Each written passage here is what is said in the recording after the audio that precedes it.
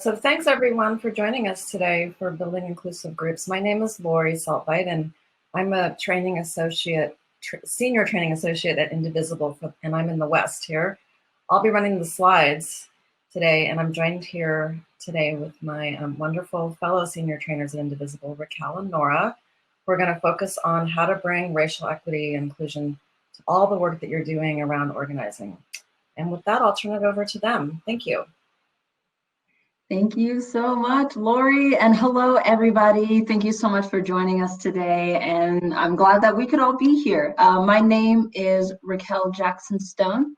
I am here with my colleague, Nora Sharp, and Lori, of course, who just introduced himself. And we're both members, well, all of us are members of Indivisible's training team. I'm from the Midwest, and Nora's from the East. But in this time of COVID-19, we're all here together. So I've had the pleasure of training everybody all over the place. I'm really glad to be here with y'all today. So we're here today to really share some best practices around racial equity and inclusion that we hope will prepare you to make the most of your organizing through November and really beyond November. We're super excited to join you here with Train to Win. And actually, if you are into this kind of all-day virtual teach-in type of thing, you should really check out Indivisible Bootcamp. It's happening next Saturday on August 8th. And Indivisible will be hosting another all-day conference just like this one, where we will cover many topics to build your organizer's toolbox and really get ready for the elections. We'll put a link in the registration link in the chat box. And definitely encourage y'all to check it out because we only do this together. So before I get started, I want to take some time to really just acknowledge and land in the moment that we're in right now.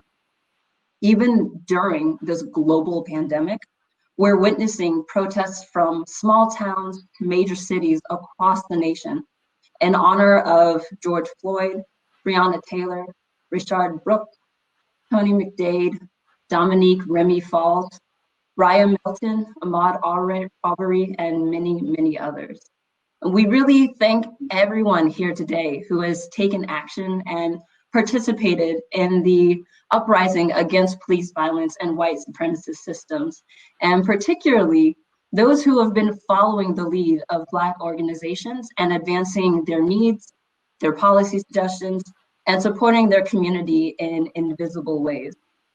Today's training brings those actions home just a little bit by looking at why intentional work to center racial equity and inclusion is crucial for making change and building power as progressive organizers. We know that there will be lots of questions, and unfortunately, because of the format, we're unable to answer those questions today. But we really encourage you to please write those questions down. Google something that you might have questions about. And just a heads up for folks, we will remove people who are being unkind or create a bad environment in the chat box. So come with this with your fullest self, and we'll all get something really, really valuable out of today. So next, we'll go into our agenda. We'll start with some community agreements, and then we'll cover some history and context. And at Indivisible, we always start our racial equity and inclusion trainings by defining some basic terms and offering a short but sweet history lesson on some aspects of the racist systems that shape how we got to where we are today. And this really helps us contextualize the organizing work we need to do to win in November and really to rebuild our democracy. So today's mini history lesson will focus on the history of policing in our country and help to contextualize the call to defund the police and the movement for Black lives in general. And we will then take a dive into how to build an inclusive culture in your organizing. And after that, we will talk about white supremacy and learn how white supremacy culture can show up in our organizing work around the elections in particular. And finally, we will end with resources to help you stand up for Black lives and follow the lead of Black-led organizations and Black organizers. So this workshop should run about 50 minutes, and it is not comprehensive by any means. We know there is so much more to learn, and I really want to thank all of those, all of you who joined us today. And we're really, really happy to be in community with you. And just to be clear, we're all learning too. Alrighty, so with that, let's jump to some community agreements for today's session. These will be especially important throughout today's webinar. We know firsthand how easy it is to just click that button and hang up the call or type a reaction out of frustration when we're dealing with really difficult, confusing concepts, like we will be in this webinar. But we encourage you to take a pause, understand why you're feeling the way you are. So with that, I encourage you to keep these in mind to help us move through those months. First is to sit with discomfort. You may hear some concepts that you might not agree with, you might need further clarification on, and might honestly just get uncomfortable. We ask you to sit with that discomfort and stay with us and listen as we move through the material. And before dismissing an idea that doesn't sit right with you, take a pause and ask yourself, why does this frustrate me so much? Number two is acknowledge the journey. Some of us have been doing this work for years, most of our lives, and some of us are new and really excited to learn more. It's important for all of us to acknowledge that we're all in this journey together, whether we've been here for a minute or for an hour. And sometimes that's uncomfortable and sometimes it's frustrating, but we're all at different places in our journey. If we all stick together, it'll make it so much more worthwhile. So hang in there. And the last one is to limit distractions. We're going to ask for folks to limit their distractions as much as possible during this workshop. It's such a short time. If you're able, please go to a quiet place or put your phone on silent. And we ask that folks joining us focus on the presentation and not multitask if they're able. We totally know life happens, but if at all possible, please let us capture your attention. So before I go on, I know I just did a lot. I'd like to take a participation pause and ask folks to type yes in the chat if you feel you can commit to these agreements. It might help to remember, when was the last time that I had a challenging moment about race? Remember what was valuable about having that challenge or sitting through that discomfort, even if it was tricky. Feel free to draw on that memory and the value you eventually got from it, and as encouragement to stay with us through discomfort that we might encounter. So I'm seeing lots of activity in the chat box. Thank you all so much. And with that, I will pass it off to Nora, and she'll get us grounded around our context through a history lesson. Awesome. Thanks so much, Raquel. And thanks, Lori, for being here as well. And thanks for everyone who's here in the training. Really happy to be here with you. So yeah, we're just going to dig into first by naming where we are today and just defining some of the terms that can describe that reality. Some of this might feel really well-known and straightforward. Some of it might feel new to others of you, but let's just go for it. So starting off, the United States was founded on and continues to exist because of institutional racism and white supremacy. And this happens in our daily lives, in our government structures, our law enforcement systems, and more. So what does that mean? Let's just define a couple of important terms in that statement, specifically institutional racism and white supremacy. The definition of institutional racism that we're working from today is the systematic distribution of resources, power, and opportunity in our society to the benefit of people who are white and the exclusion of people of color. So for credit's sake, that definition comes from the organization's Racial Equity Tools and Solid Ground. And meanwhile, white supremacy can be defined as the existence of racial power that denotes a system of structural or societal racism, which privileges white people over others, regardless of the presence or the absence of racial hatred. White people and people of color can both perpetuate white dominant culture, which can result in the overall disenfranchisement of people of color in many aspects of our society. And that definition we're working with comes from Equity in the Center and a great paper that they wrote called Awake to Woke to Work. That one kind of gets me sometimes. Yeah, and I'm going to continue to reference some of those organizations' language in the next couple of slides here, just to ground us in a shared understanding. So present-day racism comes from a long history of racially distributed resources and ideas that shape our view of ourselves and others. It's a hierarchical system. It comes with a broad range of policies and institutions that keep it in place. So just in the United States alone, institutional racism has been responsible for slavery, for settlement, for native reservations, segregation, internment camps, and so much more. And while a lot of those institutions no longer exist in their original forms, they've still had long-term impacts on society. And we can see that through the development of generational wealth, through current income disparities, through the criminal justice system, which disproportionately incarcerates and harms communities of color, through access to job opportunities, positions of political power, and certainly as well through the healthcare system. I imagine a lot of folks are aware of the fact that Black and Brown communities have been profoundly and disproportionately impacted by the COVID-19 pandemic. And the thing is, these harmful disparities, they're not just an accident. They're a direct result of public policy and white supremacist histories. And that's in spite of laws that were passed in the mid-20th century and before and after that were theoretically meant to make discrimination illegal or otherwise expand civil rights. So in other words, a phrase y'all might have heard in the past that we'll say again, the system's not broken, it was designed this way. So that's all just the tip of the iceberg in naming some of what we're working with and giving some definitions to institutional racism and white supremacy. Once again, I realize some of this may feel new, some of this may feel super familiar. Folks may have questions, and kind of like Raquel was saying at the beginning, those questions really matter, even though we don't have time for Q&A today. So we just wanted to scratch the surface of some kind of shared understanding of what we mean, kind of like what we talk about when we talk about institutional racism and white supremacy. And now I'm going to hand it back to Raquel for a mini history lesson on policing. Yeah, thank you, Nora. So the genesis of the modern day police system is what used to be called the slave patrol. The first formal slave patrol was created in the Carolina colonies in 1704, and the patrols had three primary functions. First, chase down and apprehend Black people who had escaped enslavement and return them to the human traffickers often referred to as their owners.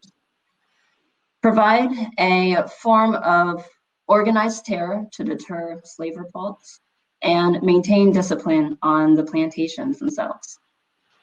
And now, after the Civil War, these types of organizations evolved into modern day police departments.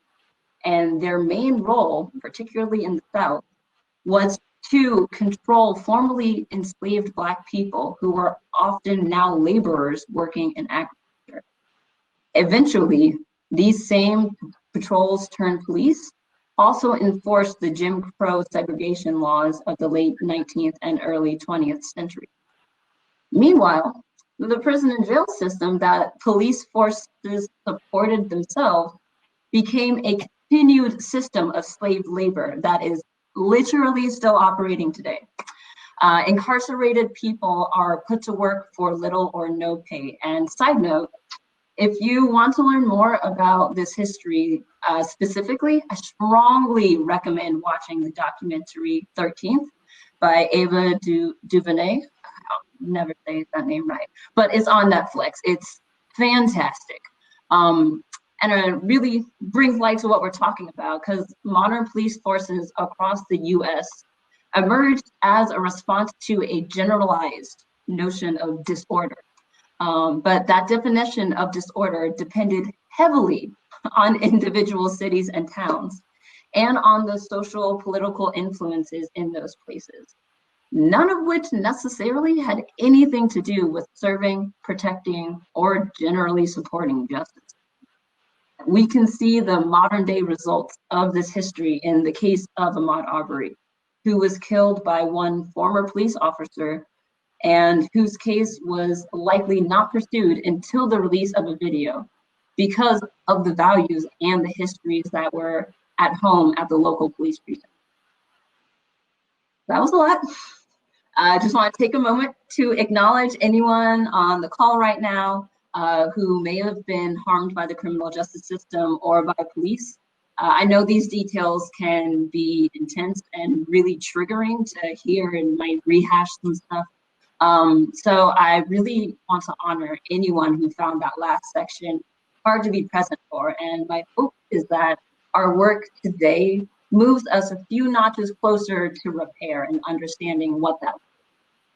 And again, as always, this is not all the information worth knowing. It's just a start. And so now I will pass it back to Nora, who will take us through our next section. Nora? Awesome. Thank you so much, Raquel. So just to make a transition from that last section to where we're going to go next, we wanted to get some thoughts on the chat box on why you all think it's important to understand how history influences our current society. Could folks feel free to share? Why is it important to understand how some of this history influences where we're at today and the organizing work we might be doing? I see Roxy saying, when we know better, we do better. Thanks for the other. Yeah, people are amening 13th from earlier on. Those are chats from earlier on. Give a moment of quiet here for folks to chime in. We can't move forward if we don't know where we came from. Agreed, definitely. Some of us have cellular memories of trauma. Thank you for mentioning that, Harriet. Past is not over. It's not even the past. We bring our own bias without really knowing it. We don't acknowledge the history we can't accept to make reparations. I'll let folks read.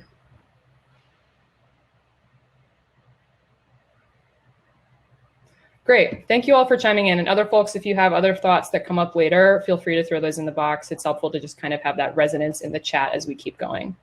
Yeah, so this understanding is essential to building an inclusive group culture.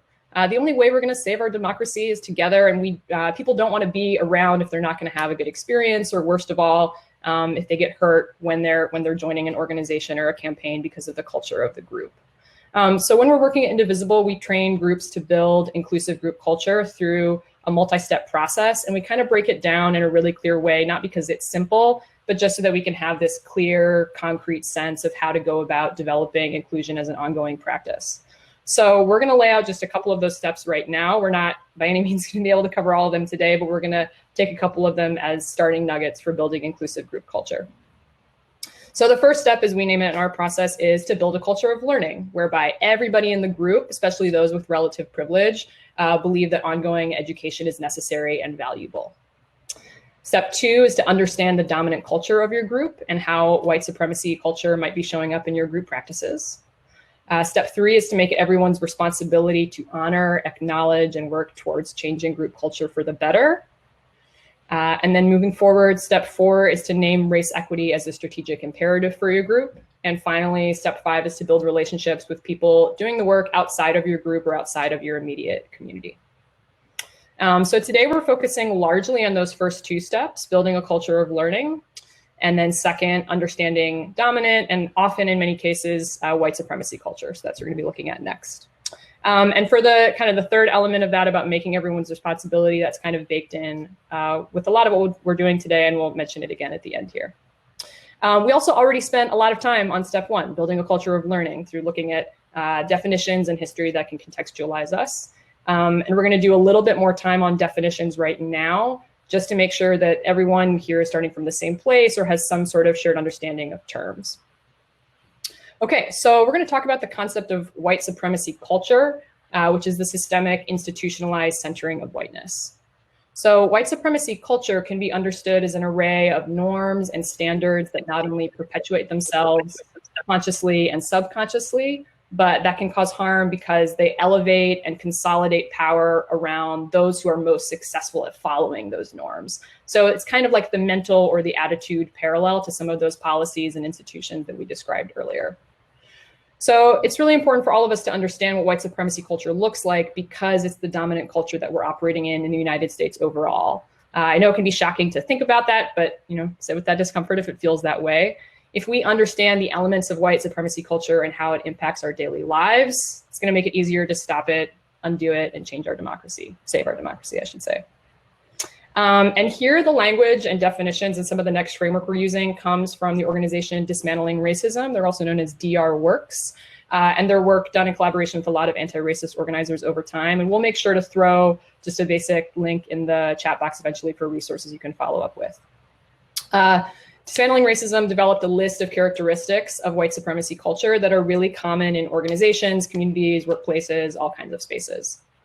And this is where our step of building a culture of learning kind of bleeds into the next step about understanding dominant culture. So as we're discussing some of these aspects of white supremacy culture in the next few slides, just consider for yourselves as you're listening, do you recognize any of these dynamics in your organizing or in the group that you work with? We also encourage you to look up those resources independently. Like I said, we'll share the link, and just spend some time with your group, reading, analyzing to understand where you are now and where you want to go now, where you want to go next. So a few of the characteristics of white supremacy culture as described by the folks at Dismantling Racism are perfectionism, sense of urgency, defensiveness, quantity over quality, worship of the written word, as well as power hoarding, fear of open conflict, paternalism, right to comfort, and several more. So a lot of those words can be confusing or surprising, or like, what does that mean without a deep dive? So just hang on to that curiosity. Like I said, we'll send out resources in the chat box. And just a note too, these terms and this framework, it's not the only framework for understanding white supremacy culture or structural or organizational racism. So definitely, seek out other frameworks, try to notice dynamics of whiteness not already named in those that we're working with here. I also want to acknowledge it can be pretty intense to just hear the term white supremacy kind of used casually to describe all kinds of habits and structures that might feel really familiar in daily life. So once again, just calling back to those community agreements can be helpful to feel discomfort, take a pause, and just kind of stay with us. If we can get comfortable with these concepts and accept some of that discomfort, it's going to help us understand our reality and how to change it, as we've been saying. Okay, so we're going to look at two core characteristics of white supremacy culture that were just in that list, and that specifically live in the statement that a lot of folks might be feeling right now, which is like, we don't have time to focus on racial justice. It's the elections. We can only focus on getting Trump and his kind out of office. Super understandable if that's where you're at. So let's look at a couple of dynamics that might be in play if that's something that you or folks around you have been feeling or talking about. So one element is sense of urgency. Working definition of sense of urgency for now is something that makes it difficult to take time to be inclusive, to encourage democratic and thoughtful decision-making, makes it hard to think long-term or consider consequences. So the sense of urgency can result in sacrificing potential allies for quick or highly visible results. It can mean sacrificing the interests of communities of color or other marginalized communities in order to win victories for white people. And the urgency to win the election does not outweigh the need to follow the lead of Black-led organizations and other organizations led by folks of color. This same tendency leads to the second characteristic we're going to talk about, which is paternalism. When we're talking about paternalism, we're talking about the tendency for those with power to think that they're at liberty to make decisions for folks who don't have power. So those with power often don't think it's important or necessary to understand the viewpoint or experience of those for whom they're making decisions. And there could be this idea that we know better than they do. That's actually just unconscious, internalized white supremacy. So many organizations led by Black people and people of color are led by people who have been organizing all of their lives to dismantle white supremacy. They've had a lot on the line long before Trump was elected, and his election didn't come as a surprise or a shock to a lot of folks, but rather more like this intense culmination of dynamics that had been evident in daily life, the dynamics that Black people and folks of color organized to change. A lot of folks got fired up and ready to work in part because of Trump's election. That might be true for folks who are here today at Training to Win. It might have been a wake-up call for a lot of us, or one of the first moments of really reckoning with these, with the power of conservative forces in our government. But if we're all trying to ultimately solve the same problem, we gotta listen to the people who have been trying to solve it for longer. We gotta trust communities of color to know what is best, acknowledge that the tendency is not to trust them for a lot of white folks, and to assume that we know better as white people is white supremacy culture living in our actions. So I just want to emphasize, everyone who's shown up in this movement is important. Each action we've all taken is incredibly valuable. So we're just here talking about the dynamics to acknowledge the work we need to do to challenge ourselves, and also just to see that working for racial justice lives in everything that we do, and especially in election work. Yeah, simply put, if we don't understand the change we need to make, we're not going to understand the change we need to make if we don't understand the dominant culture that we're coming from. And the sooner we can face that and even welcome the reality inside of, the sooner we can move towards shaping our reality in the direction that reflects the values of inclusion and inclusive democracy that I think we all hold. And we just want to explicitly state that if we don't center racial justice in all of our organizing work, and especially in our electoral work, we're allowing white supremacy to exist in our organizations. So this gets us to step 3 of the process of building inclusive groups, which is that we've got to make it everybody's responsibility to take actions to dismantle white supremacy and build an inclusive democracy. So that's the work that's left for a lot of us after this training. We encourage you all to take the resources on white supremacy culture that we're going to be sending out and find other related resources, things that other people in your groups or folks that you're aligned with are already using and talking about, and bring those resources back to whomever you organize with to kind of do some internal self-analysis. So you can ask yourself questions like, how might the characteristics of white supremacy culture be showing up in our work? Have we caused harm in the past as a result of that? If so, can we repair it? Can we avoid causing harm in the future? How can we center racial justice in all of our work, whether or not it's an election cycle? So these are just some of the questions that we encourage folks to take on with you. And I just want to be clear, this work is especially important for white people. I know there's certainly got to be a multiracial group here today at Training to Win, attendees, leaders, other folks. And even though we acknowledged earlier that white supremacy culture can show up in organizations regardless of whom exactly is in charge, this work is especially crucial for white folks and white leaders of organizations. And I, of course, include myself in that in speaking about white folks.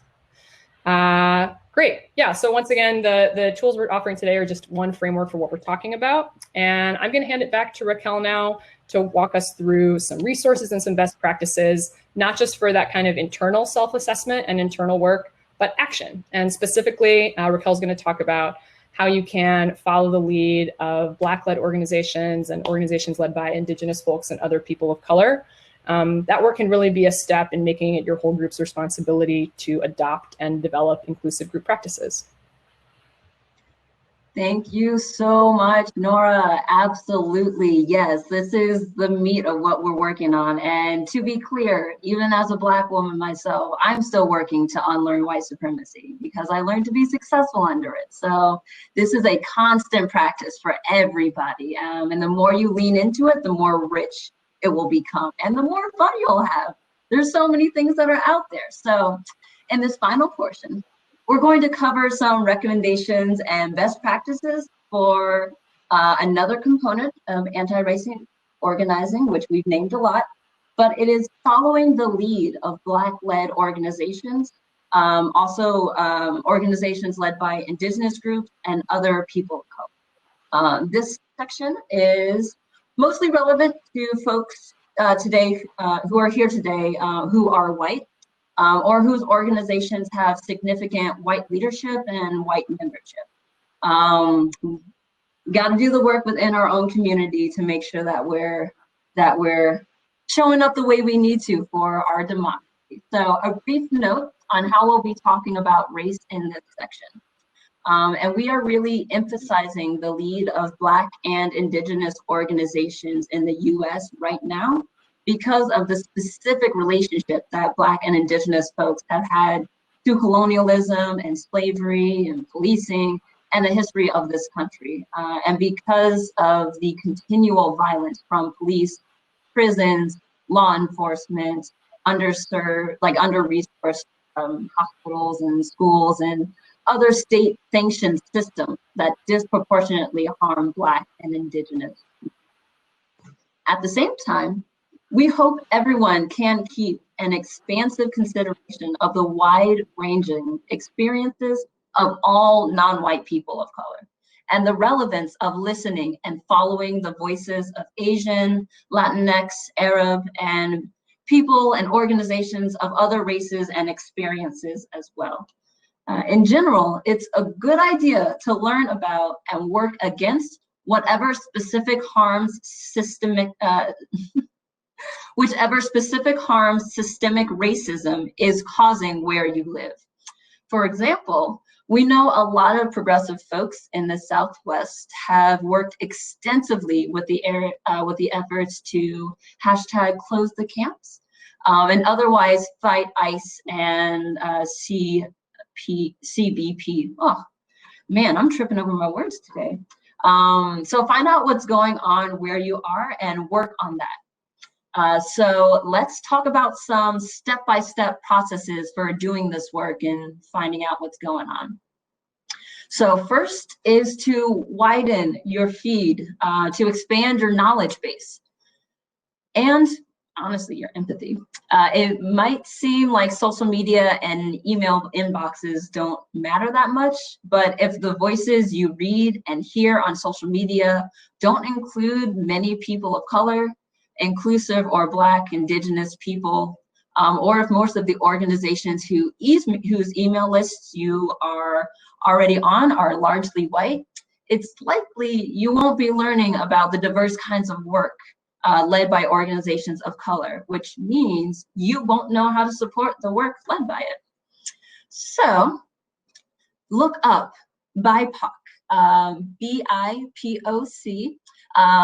Look up these organizations. A great way to start searching is searching for hashtags like Black Lives Matter, Indigenous Lives Matter, or Protect DACA. Quick note, BIPOC, as you can see on the screen, it's Black, Indigenous, and people of color. Sorry for jargon giraffe real quick, if anyone knows what that is, shout out. So look up those hashtags. Those are common ones that are used by groups who are supporting or doing that work directly. And search that hashtag along with the name of your city, your town, or your region, and scroll through the organizations that pop up and look at the recent posts that come up associated with them. And this is one of those times when it's great that social media platforms are good at showing us more things than what we're already looking for. Like, this is one of the times when having so many voices is really fantastic, because then you can go find some community that you didn't know existed. Of course, the fact that a group is using a hashtag doesn't on its own tell you about their leadership or priorities, but it's a good place to start. And you can go to the organization's website that's using that hashtag or their main page to learn more about them and learn about the work they do. Follow groups that you see posting and acting on racial justice. Action is important. And when you see posts that they share, tag other organizations or tell other people to follow those folks, and you should follow them as well. And slowly your feed will widen in its scope to include many voices you might not have heard before, just by finding and following and continuing to grow. So I want to hear from y'all in the chat box real quick. I'm sure a lot of y'all know some Black-led or Indigenous-led or other POC-led organizations in your town or your state that you already follow. I'm wondering if you can post them into the chat box. A lot of times they are part of a larger national network. So if you Google a name that someone posts into the chat box attached with your city, like we just spoke about before, very likely you'll find some in your area, or at least groups associated with them. I already see a lot of really great examples. Thank you so much for being so involved. So second, begin amplifying and uplifting the action calls of organizations that you've gotten to know. And by amplifying and uplifting, what we mean is getting more people to take those actions by asking your network to do so. So it's more than just retweeting something, it's actually following through on that action and getting your neighbor and your coffee buddy, when we used to be able to go outside, to take that action as well. And so if you have an organizational mailing list or even like a small listserv of active members, start a section of work we support or amplifying actions across our community, or something like that in the emails that you send out to that list. And if you don't already have such a structure, that's fine. But send something out and include calls to action from other groups and other organizations in those communities that you're trying to uplift and trying to amplify. Getting your membership to follow and amplify and participate in that work and the work of other organizations you support is a great way to build allyship and follow the lead of Black and Indigenous-led organizations from within your own group. When these organizations have virtual town halls or open meetings or trainings, attend them if you can. Pay attention, listen to what they say, listen more than you speak.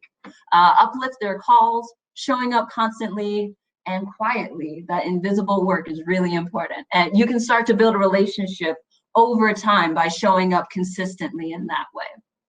And third, once you've done steps 1 and 2, you can pursue a partnership, but take it slow.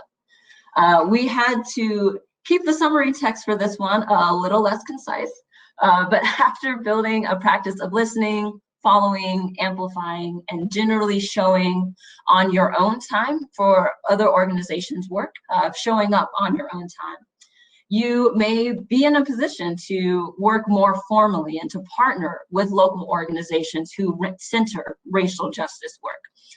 Having a history of amplifying and showing up for their work over many months will put you in a good position to say, for instance, would you all like to talk about partnering to push our newly elected rep to take a more aggressive, progressive stance on coronavirus relief, immigration policy, or etc.?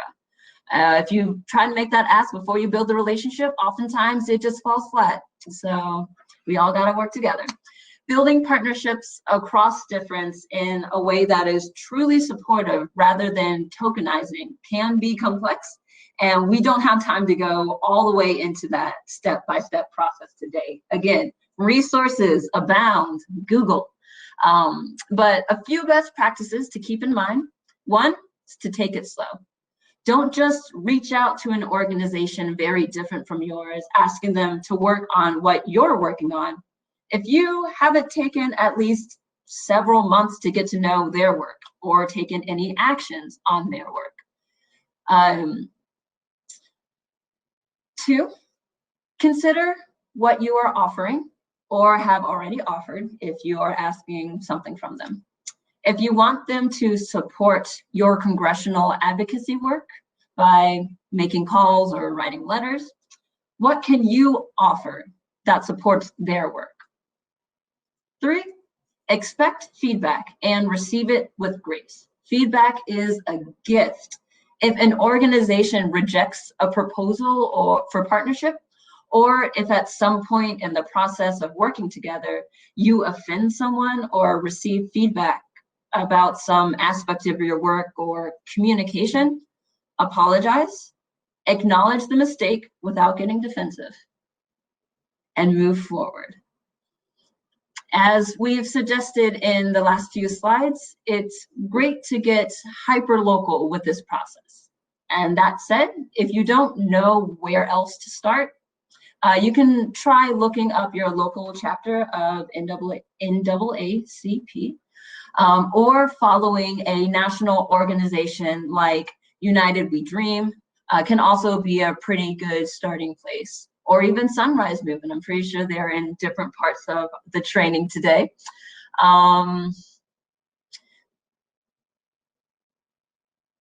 So I got distracted by the chat box very quickly. As with everything we've covered today, this is just the beginning and not a comprehensive summary by any means. But we hope it will be a good place to start and get you started if you're newer to centering racial equity and inclusion in your organizing. And hopefully this will be great tools for you to take back to your organizing spaces as well. So I'll pass it back to Nora, who will take us out.